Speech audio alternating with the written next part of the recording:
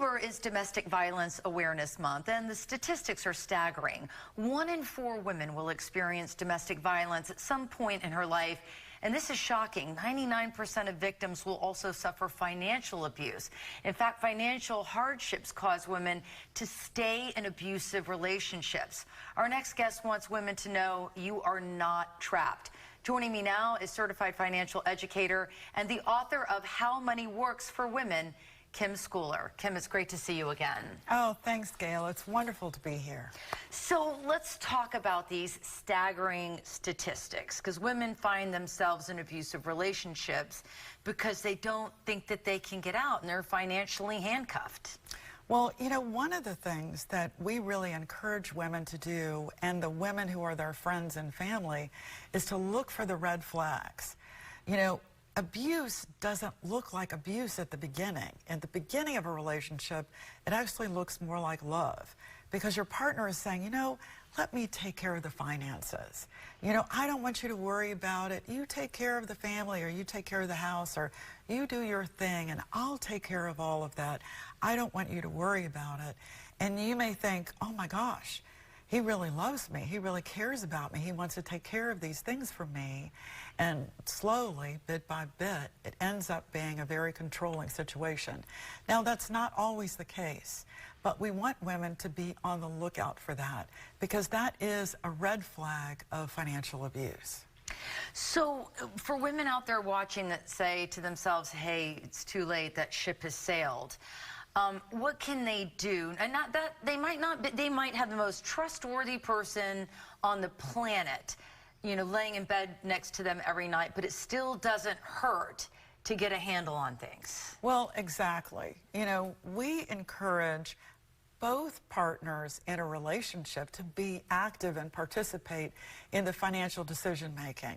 So many times as a financial professional, I work with a couple, and one person, usually the wife, defers all of the decision making over to the husband. And that might be fine, but be involved, participate, ask your questions, know what's happening with the money. Make sure that your financial goals are also being met. If they're not, what do you do?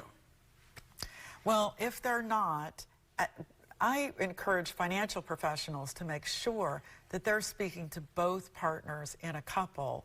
And if one of the partners just does not want to be involved, there's only so much you can do. But everything you can do to encourage that person. And sometimes it's a matter of just asking questions. A lot of women feel like, you know, that's not my strength.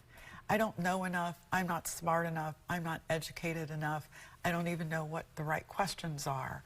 But if we as financial professionals just ask the simple questions, what are you worried about? What do you want your retirement to look like? Or what's the dream vacation that you have in mind? Or, you know, what are some of the things that you want to accomplish? If you just ask questions like that, women will open up, regardless of what might be holding them back mentally. They're going to open up about the things that are important to them. And so you can get to the bottom of, okay, you said this was important to you. This is what I recommend we do financially to help you get there. Talk to me about the takeaway from your book, How Money Works for Women.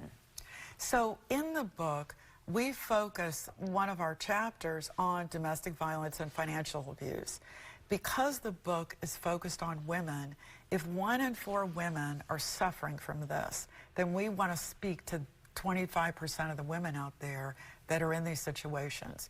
So we offer some real helpful hints on looking for the red flags, and also if you're in this kind of relationship already, here are some things that you can do.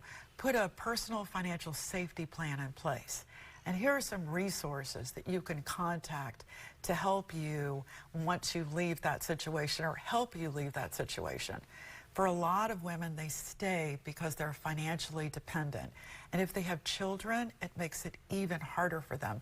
Every aspect of leaving an abusive situation involves money, from putting gas in the car to getting a new place to live to putting food on the table. So we want to provide helpful, practical tips for women in that situation on things that they can do. And then the book also talks about, okay, I left, now what? For a lot of women, their credit's been ruined. They've got bankruptcies or tax liens or judgments because of what their financially abusive partner did. And it may take them years to dig out of that hole, but we provide a lot of great information on things you can do and resources to get out of it. And some of those resources come from surprising places, like the IRS and state tax authorities provide relief for victims of domestic violence. It's beautiful what you're doing. Thank you so much for joining us on Bloom today. Oh, thanks, Gail. It's been wonderful. All right, we're going to post this story on our website, and if you or anyone you know needs help, call the National Domestic Violence Hotline, 1-800-799-7233. We'll put information about this book on our website as well. We'll be back with more Bloom right after this.